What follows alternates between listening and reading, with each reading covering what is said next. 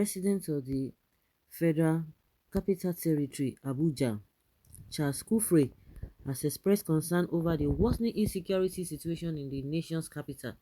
Speaking in a recent report published by The Punch, the concerned citizen criticized the current approach towards the threat of terrorists. In his words, the terrorists have occupied the streets of Abuja, and we are still playing politics instead of us to shout out.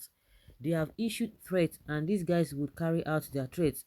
We have seen this in the past. Noticeably, Kufre expresses the belief that if the terrorists can attack successfully the Kuje Median Correctional Center, then they are more than capable of carrying out further attacks should the situation be allowed to persist. The question, however, is why has the insecurity continued to deteriorate despite the current administration's efforts to curb the menace in recent times? And that's a big question. They are the ones that are supposed to answer. They have spent trillions of naira. They have done that. They have done this. They come out to tell us that the terrorists have been decimated. They've been done. At the end of the day, we can't see that in recent. In reality, that is not happening. So what do you have to say to that? There's something they have not really done. They are not doing their best enough.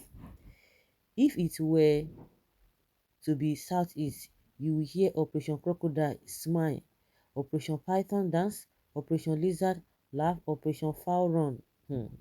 And they will be killing and arresting innocent youth, and they will be burning places. They should first visit Femi Adesina and Garba Shehu before the president and Lai Muhammad. Okay. Nigerians are now complaining what the Igbos see in the past. But because of hatred many Nigerians have for the Igbos, make them not to believe them. If Nigeria is good, it's good for everybody. If it is bad, and also bad for everybody. True talk. Buhari is a tragedy to this nation. Time to go our separate ways. They don't even want to hear that. And that's why they are still keeping Nnamdi Kanu. They don't want to hear that. That was okay. Buhari is Nigeria's greatest mistake. He is the nightmare we are all praying to quickly wake up from. Okay, why are we realizing this now? And the brainless people are working hard for Nigeria to make same mistake. The worst scenario is when a thief that stole from you is helping you to search for the lost item. It is ridiculous.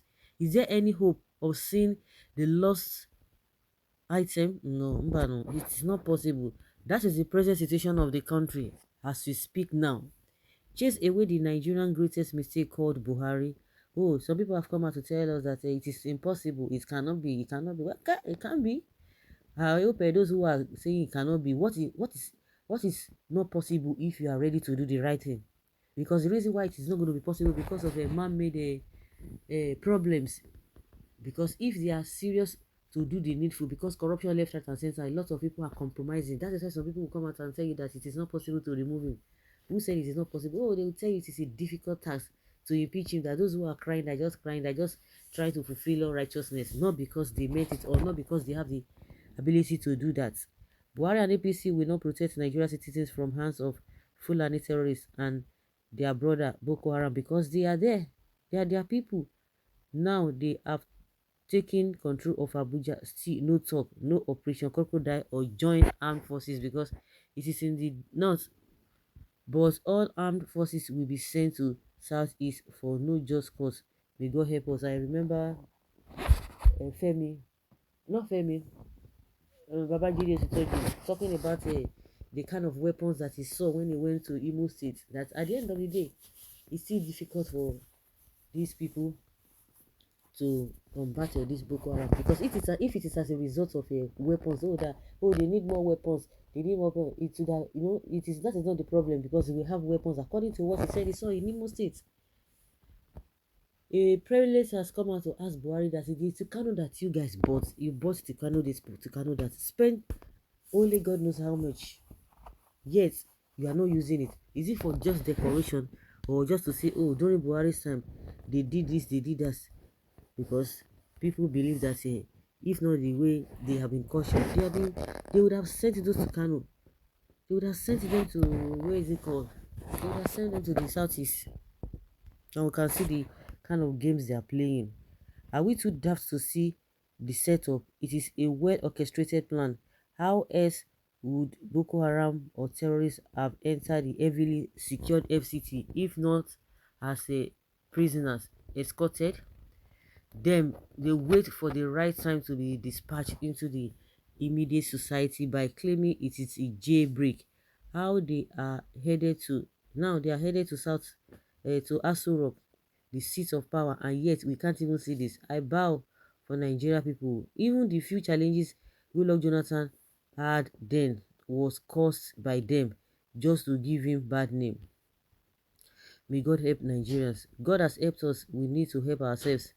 Babalai Mohammed and Femi Adesina should just tell us another buhaha. They will justify it. They have no shames. They have no conscience. They will justify what is happening. You can imagine Joe Igbokwe telling us that why are Nigerians complaining about dollars? That are we? Is our currency dollars? That some people are the ones behind this whole thing. That when they give about how many 1 million people dollars, how will dollars not be scarce? And some of their people saying that oh, the issue of increase in price is not peculiar to Nigeria. They go to the UK, they are selling a tuber of yam for 4,500 naira, and people are like, these people are they normal at all? No, because normal people cannot talk like that. It's only abnormal and wicked people talk the way they talk in defending their own pockets, because not the Nigerian people they are defending. I used to think Goodluck Jonathan's presidency was the weakest presidency, but I was wrong. Buhari has ridiculed the seats of the giants of Africa. He has brought the pride of the black race to its knees for nothing.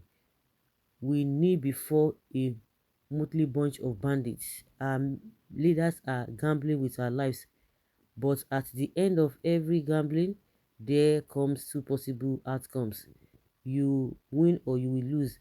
This time, I bet that we will lose. Who brought them to Nigeria and the promises of agreement? For me, let them face the people that brought them, not poor Nigerians. Even if he still wants to continue for more years, fools will still vote him, and that's it. If Buhari should come for two term, if it is possible, they will come back in their large numbers. They will vote for him. He don't cast. Last, every one of them will collect. Better they collect. So how can our lawmakers be going on holidays at this critical time, leaving the FCT to Mr. President alone? It is not fair. They are running away from dangers. May God help us. Nigeria must have massive employment on its security. Hardship products. This country is not even one. Tell me, person will go like to see his brother and his sister, even children, being killed and keep making, just talking, I go go, I go go. We impeach. By now, the news would have Buhari have been impeached or has been impeached. All top government offices are headed by his boys, and so what do you expect? What do you expect? He has uncompromised agreement with the terrorists he hired into the country with his cabals to help him fight and win election by all means, but those guys refused to go back as he did not compromise with the agreement. The government has interest in the terrorist activities, no more, no less. Yes.